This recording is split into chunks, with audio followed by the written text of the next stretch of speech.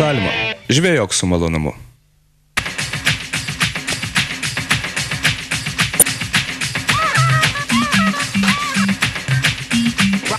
Sveiki visi žiūrintys laidą Vienam gale kablys.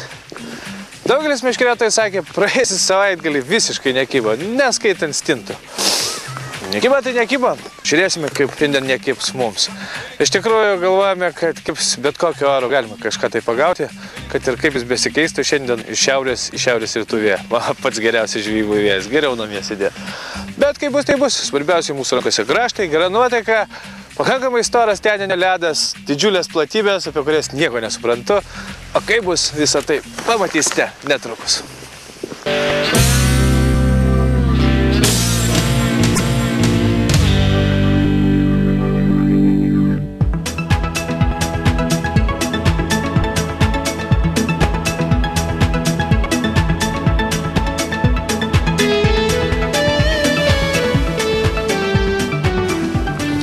Jis atrodo įspūdingai. Šiaip jeigu atvirai, tai niekada čia žiemą kažkodėl tai ir nefilmavome. Dar labiau pradžiugino sutiktas meškeriotojas, kuris sakė, kad paskutinį kartą čia gerai kybo prieš 3 savaitės. Turėsime darbą. Tuo labiau, kad vėlgi oras toksai keičiasi vėjas ant marių kuršių. Na, stintas jau rodėme, ešeriam, karšiam galvoju dar šiek tiek anksti. Pasirinkome labai paprastą vandens telkinį, praktiškai prie kiekvieno namų yra kažkas tai panašaus. O ką šiandien bus, pažiūrėsim. Gręžti, gręžti, gręžti. Gręžti, gręžti ir dar kartą gręžti. Iš tikrųjų taip yra. Jeigu nori pagauti žuvį, ypatingai dabar, vasario mėnesio pabaigoje, kai siaučia pūgos, kai sniegas, nors atrodo lyg ir pavasarėje, bet nepamirškite, kad po ledu visur mažėja deguonies, ledas storėja, tuo labiau dabar ledas pasidengia sniego sluoksniu pakankamai dideliu, dėl to ir po vandeniu visiškai tamsu. Tamsi, graži naktis, o ten gyvena labai lėtos ir apatiškos žuvys. Dėl to, kaip matėte, prisigrėžėme krūvą kečių ir jas tikriname. Pati idėja tokia, kad bandėme šiandien gaudyti gyliuose, kur 2, 3, 4 metrai neturėjome iš viso nei vieno kibimo per 35 eketės. Vadinasi, žuvis yra kažkur tai pasitraukusios. Belieka galvoti apie sėklius. Sėklius radome 70 cm, metras 50 maksimalus gylis vidury vandens telkinio. Vadinasi, čia bent jau turi kažkas tai gyventi. Jeigu nekimba didelė žuvis, reikia gaudyti tą, ką gali pagauti. Tai žino kiekvienas meškeriotojas. Vis dėlto kiekvienas argelio virptelėjimas, kiekviena pagauta žuvelė mums meškeriotojam dovanoja begalinį džiaugsmą. Na, o žiūrėjant iš metro gylio, štai tokius ešeriokus, kurie pakankamai stipriai kerta per avižėlę, nėra jau tai blogai. Tada, kai meškeriotojai sako, kai niekas nekimba ir vėžys žuvis. Na, ne vėžys, ešerys, bet ne pats didžiausias, apie kurį svajotumėme ir galvotumėme.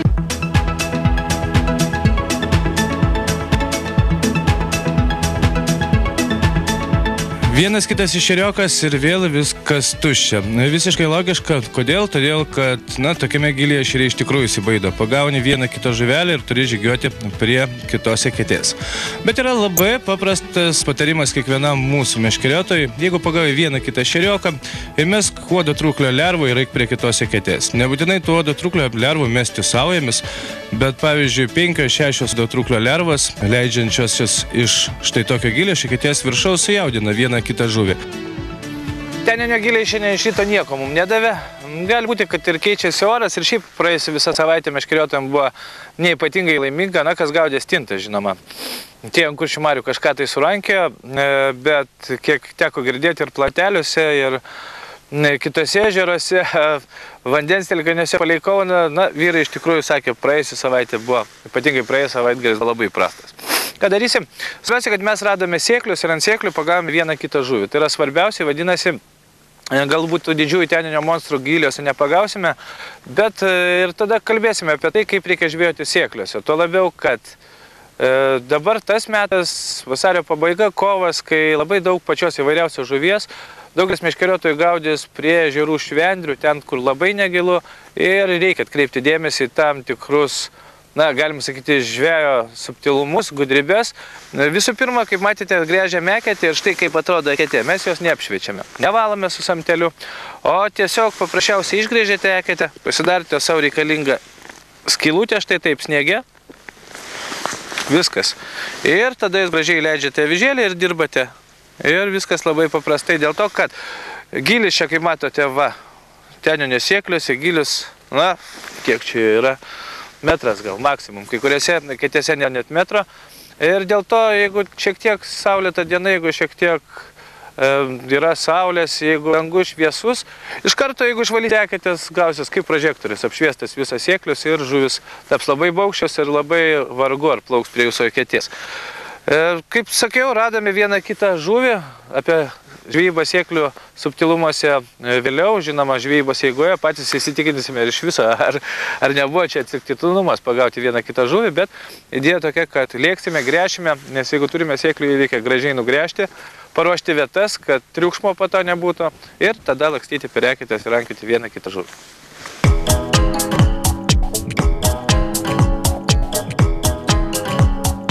Taip ir yra, gręžime sėklių, toliau ieškodami pakankamai laimingų žuklės vietų. Jeigu jūs pirmą kartą ant vandens telkinio, pabandykite pažiūrėti, kur yra prigręžta pakankamai tankiai svetimų ekečių. Būtent tokiose vietose jau kažkas žvejoja, kažkas galbūt rado vieną kitą žuvį, gal čia yra perkritimai ir tokia vieta perspektyvesnė nei visiškai tuščias ledas ir aplinkui nematyti jokių ekečių. Ypatingai tose vietose, kur daug sugręžiota, vadinasi, kažkas kažką pagavo. Štai vieną kitą didesnį ešerį mums dovanoja sėklius iki metro gylio. Ir tai yra smagu, kai aplinkui meškeriotojai nepagauna nieko žvejodami gyliuose, o tu vis dėlto kažkaip sugebi priversti žuvį kibti. Priversti žuvį kibti kiekvieno mūsų meškeriotojo reikalas. Tai savotiškas žvejybos menas, na, o šie cukroje, sniegiai kaip cukrai išvalioti ešeriukai, tai dar tik įrodymas, kad žuvies pagauti įmanoma. Atkreipėme dėmesį tai, kad, na, kuo daugiau uodo truklio lervų, kuo aktyvesnis žaidimas avižėlė, tikrai pakankamai aktyvus ir greitas purtimas, tuo kibimų turime daugiau. Vadinasi, viskas tvarkoje, ešerį jų yra, bet ešerį reikia išerzinti.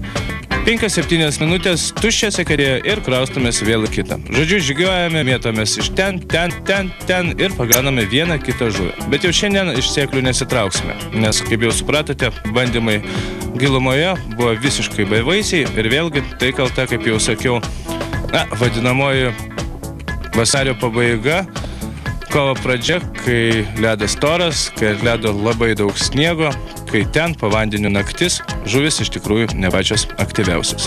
Visą tai bus kovo viduryje, jeigu turėsime ledą, tikiu, kad turėsime daugelį Lietuvos vandens telkinių, tada žuvis vėl kibs kitaip, tada vėl kalbėsime apie visai kitą žuklės techniką, jau pavasarinę paleidinę žuklę. Dabar, kai tamsu, kai niūru, belieka dirbti, aktyviai kratyti ir bandyti sugauti štai vieną kitą kepamą ešerį. Tai yra svarbiausiai.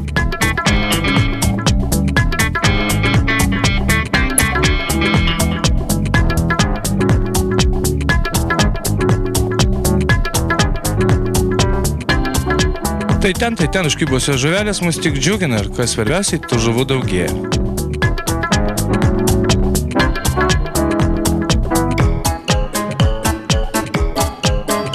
Taip atrodo, tos mūsų žuvys šiandien, nieko čia stebuklingo nepagavome, vieną kitą, na, tokį rimtesnį, galima pasakyti, ešerioką, kažką tai panašaus į ešerį. Bet idėja tokia, kad vis dėlto sėklio žuvies galima rasti. Kaip jau sakiau, reikia ypatingai atidžiai galvoti apie tai, kad neapšviesti sėkliaus. Kad geriau, jeigu jau žvejojate, radote sėklius, susigręžti daugiau ekečių ir po to mažiau gręžti. Mažesnį triukšmą daryti, nes giliai, kaip jau supratote, 70 cm, metras maksimum. O lygiai taip pat jūs žvejosite ir kovo mėnesį, tada kai prasidės atleidžiai, kai prasidės vadinamoji balta žuvis, tai tos pačios raudės, kuojos, kaip pačios įvairiausiose Lietuvos ežeruose palei švendrės, tai geriau paprasčiausiai padaryti taip. Praėjote palei švendryną, susigrėžėte kokį 15, kitų 20, užtamsinote jas, užbėrite sniegu. Ir viskas. Ir po to einate po truputį tikrindami. Vienoj pagavote, kaip matėte, jeigu pagaunate, vienoj kitoj eketėj ešerioką, galbūt ir protinga mesti vieną kitą uodo truklio lervą. Na ir metus tą uodo truklio lervą vėlgi gal susirenka viena kita žuvis, nedideliam saujeliam. Ir taip jaukinate ir žygiuojate per savo eketės ir visą dieną rankiate žuvį. Jeigu jau taip yra, jeigu žvejojate ant sėklius. Kągi, mes dar šiek tiek pabandysime savo laimę ir, žinoma, netrukus apie žuklės įrankius, nes nors atrodo, kasgi čia, tos pačios avižėlės, tos pačios balalaikos, tačiau yra šiokių tokių subtilybių, žvejojant ten, kur negilu. Norėdami pagauti vieną kitą galbūt didesnę žuvį, stengiamės didinti masalus, didiname ir avižėles, didiname ir uodatrūklių lervų kiekį, bet visą tai gali atsitikti prieš mus pačius. Dėl to, kaip suprasite vėliau, kalboje apie žuklės įrankius, tų įrankių reikia būti pasiruošęs pačių įvairiausių. Na, štai sėklėse, kur giliai tikrai nedideli, būna taip, kad užkimba viena kita ne koja, o raudė. Taip, tai iš tikrųjų stipri žuvis, kuri, kad ir nėra didelė, bet žvejojant ją iš po ledo, malonumas begalinis traukti tokią. O štai tokia žuvis mes iš tikrųjų, kaip jau sakiau, gaudysime kovo mėnesio viduryje ežeruose, palei Švendrės, ten, kur sėkliai dar mažesni, kur giliai 50-70 cm. Ir būtent tose vietose iš tikrųjų galima susikauti su tokiamis raudėmis, kurių, svoriai 3, 4 ir net 500 gramų. O štai kaip suveikė uodatrūklio lervas. Vienoje negilioje ketėje ešeriai pasitraukė, tačiau atsirado vadinamoji balta žuvis. Ir kojos, ir raudės tai tik rodymas, kad šiek tiek įti reikia. Kiekvieną laidą mes tai akcentuojame, tačiau žinoma, kaip supratote, šį kartą nereikia jaukinti šėriklėlė. Giliai tokia, kad viską darome tik rankomis.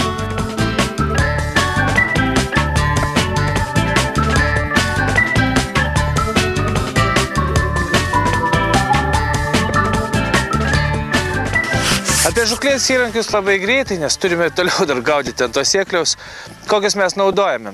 Iš ties, žiūrint, ko kas nori.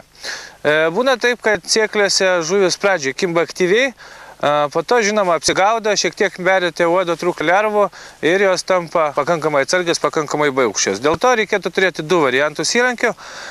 Štai vienas iš tokių mano mėgstami, tai pakankamai grubus sargeliai, sukti sargeliai, kurie, kaip matote, jie duoda labai greitą išvirpinimą ešeriui ir tai dažniausiai pasiteisina, kai atėjant sėkliaus, praeidinėjant per pirmas antras eketės, 1-2 ratą, tada susirenka tie stambesni egzemplioriai. Šiandien nebuvo jų ten ypatingai stambių, bet idėja tokia, kad tada nebijau didelės avižėlės ir nebijau storo valo. Viena iš mano mėgstamų avižėlių, štai šita salminė su raudonu tašku. Kodėl?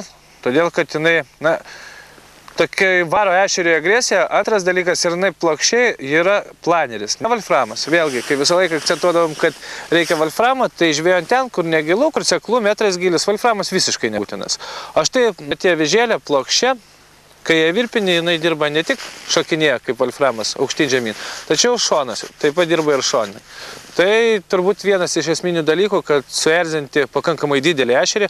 Ir jeigu ruošiatės gaudyti didesnius ešerius, tai atkreipkite dėmesį štai tokias švininės avižėlės, raudona akim, gali būti su geltona akim, ešerio vadinamoji akis, bet gerai, kad ji būtų siaura. Tada ji dirba į visas pusės ir puikiai vilioja žuvį.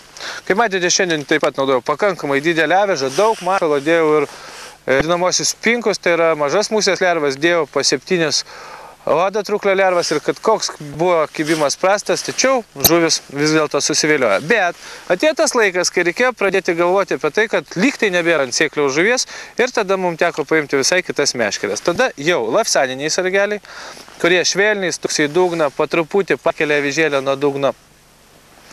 Nėra tokie agresyvas, labai jautrus kiekvienam žuvies prisilietimui ir buvo tokių kibimų, kad ešeriokai vos virpteldavo sargelį kirti, arba nėra, arba yra visai neblogas ešerys. Neblogas šios dienos kibimo atveju. Dėl to kartais reikia nusigrybauti nuo 12 mm storio valo iki 80 mm.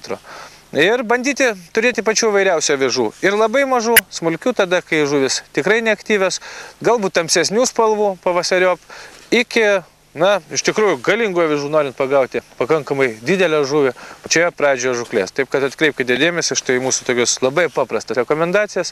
Mes pratęsime savo žuklę. Ir dar vienas, kas svarbiausia, visą laiką žvejojant sėklioje stabdis, meškerėlės turi būti atveržtas. Niekad nežinot, kokio dydžio užkimba žuvis ir jeigu iškimba, iš karto stabdis turi prasisukti. Nes jeigu tik didesnis ešerys 200 gramų, jeigu bus stabdis už 1 metro giliai, bus tekšt ir nebėra. Tęsime. Tokie šiandien mūsų pamąstymai apie poledinę žuklę tada, kai žuvis nekimba. Kai kibo, o pavyzdžiui būna tokių vandens telkinių, kur nustoja visiškai.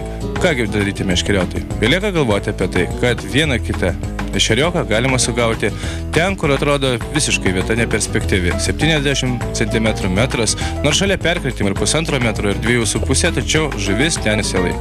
Kągi, belieka gręžti sėklių, ieškoti vietų, lakstyti per eketes ir pagauti žuvį. Pagauti žuvį, patikėkite bičiuliai, visada įmanoma.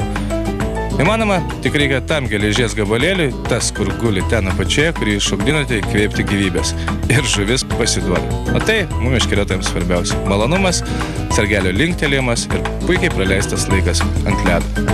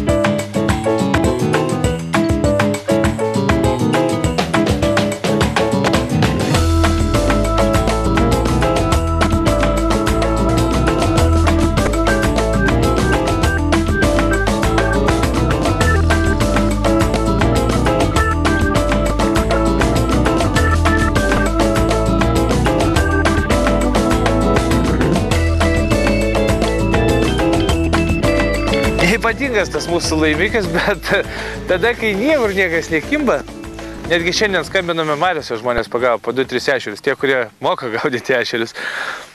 Kaip sakant, tada ir vėžį žuvis.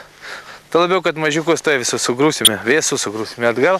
Ir man labai net keista, kad kažkas tai sako, kad ešeriai pabuvę ant ledo ir pabuvę pas jūs setelė, jeigu jisai minkštas, nesibaladoja dėžiai, negali išgyventi paleisti atgal. Tikrai gali. Atsiveškite ešerius namo, pažvejybos įdėkite į vonę, pamatysite, plaukės 90%.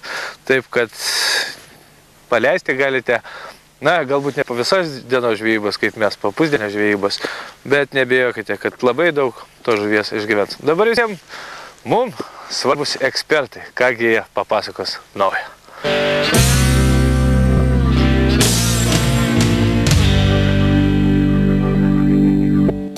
Metas ekspertų patarimam. Šalia manęs, kaip visada, Viktoras Armalis, su kuriuo mes jau pakankamai ilgai bendraujam. Žmogus, kuris rašo begalę straipsnių apie įvairiausius žūklės įrankius, kuris domisi, kuris daug ilgiau kišęs nosį į spaudą, internetą ir įvairiausių žūklės įmonių ir firmų katalogus. Ir Viktorai, iš tikrųjų, reikalas toks, kad meškeriotojai dažniausiai rinkdamiesi aprangą įvairiausiam žūklėm sąlygom turi begalę klausimų. Koks turbūt, na, tu daug rašai, tavęs daug žmonės klausia, kokį dažniausiai gauni klausimą apie žūklės aprangą. Dažniausiai gaudamas klausimas yra pats paradoksaliausias. Ar turi žemynę, nu, tiesiog klausia, ar jūsų kostiumas peršlampa žemynis, ar ne? Ir aš visada atsakau taip, ar dažnai žiemą lyja? Lyja retai labai. Retokai lyja. Todėl faktiškai žemynė apranga, ta, kurią mes, sakysim, čia dėvėme dabar, turi visai kitokias funkcijas. Pademonstruoti galima paprastų pavyzdžių. Aš tai turiu pirštinės, ar ne? Pageidaujam, kad jos neperšlaptų, ar ne? O kontaktuojam su vandeniu, tai daugiausia rankomis, ar ne? Nu, būna šlapdriba. Šitą aprangą, sakysim, Norfin Extremo kostiumėlis, nu, jis 3000 mm į 1 kvadratinį centimetrą sulaiko. To pilnai per bet kokią, nu, šlapdribą užtenka, ar ne? Jeigu pradės lyti, nu, tai vis tiek jūs žinosite prognozę ir pasimsit kokį nors lietpaltį, arba nevažiuosit į žūklę, nes bus labai slidus ledas. Nevažiuosi į žūklę per lietų, niekada. Buvau porą kartą. To labiau poledinė žūklė, nu, su lietum tikrai yra nesmagi. Tai vat labai paprastai sprendžiamas kostiumas. Klausimas, šitą, reiškia, šiltas vidus, ar ne? O tai, kur kontaktuoji su žuvim, yra gera impregnuota natūralia oda. Žuvį paėmė, nu taip, čia bus gleivėta, visa kita, bet vidus visą laiką bus sausas. Lygiai taip pat ir su žemynė Norfin apranga. Jinai yra skirta nuo vėjuko, jinai kvėpuoja, kad jūs nesuprakaituotumėt, nu ir atlaiko tam tikrą, sakykime, lietutį. Tam tikrą kritulių. Šlapdriba bet kokiu atveju atlaiko, nu, o jeigu jūs ją norėsite dėvėti vasarą, kai yra ten vėlyvą rudenį, tai geriau yra rinktis rudeninę, sakykime. O šitą pasilikti, taip, jos yra visiškai neperšlampamos. Ir gamintojai, beje, nekelia savo tokią uždavinę. Mes galvojam, kad turi būti universalus, jie kaip tik kelia, kad mums būtų lengviau, kad mes šaltį gerai jaustumėmės, kad mus neperpustų ir galvoja taip, jog žiema nelyja. O taip, gamintojai galvoja, o mes stengiamės niekada su jumis nepapulti žvejoti per lietų. Jeigu papuolėme per lietų, yra krantas, o krante dažniausiai būna tam tikrų pastatų, kuriuose galima praleisti laiką vietoj lietaus. Dėkui, Viktorai.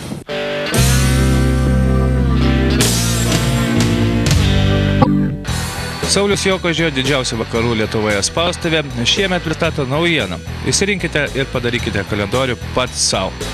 Asmeniniai kalendoriai kiekvienam su įspūdingiausiamis gyvenimo akimikomis. Daugiau www.kalendoriai.lt.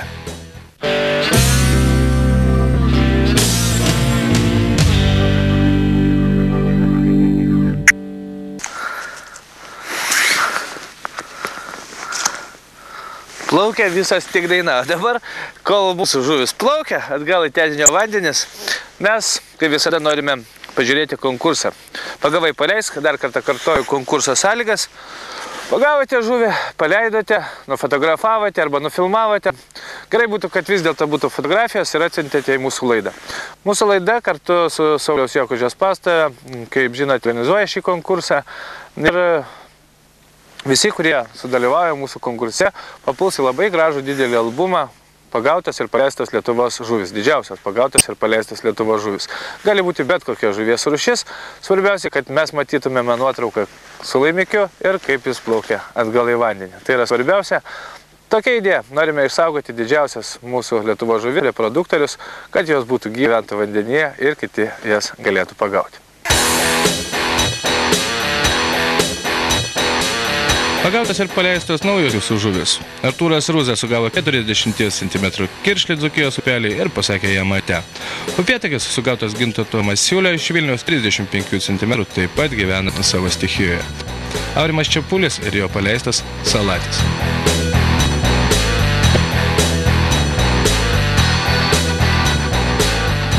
Na, Tomas Lipskis sugavo ir paleido iš tikrųjų įspūdingus karpius svėrusius 8 kg, 11 ir net 15 kg 200 g. Sveikiname mūsų visus laidos bičiulius, suteikiančius gyvybę visoms sugautom žuvim.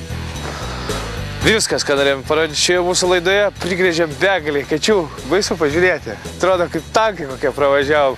Kad pagautumėme tiek neipatingai daug žuvies, bet kad svarbiausia jas pagautumėme. Rankos skauda, be 80 kečių, kaip sako tikras ešerių gaudytojas, niekur. Taip kad rekomenduojame jums pasportuoti ant ledo, gerai praleisti laiką, to labiau, kad orai tikrai puikus, ledai kol kas laiko, o mes, kaip visada, prie vandens. Nei žvyno, nei degos, susitiksim lygiai po savaitės.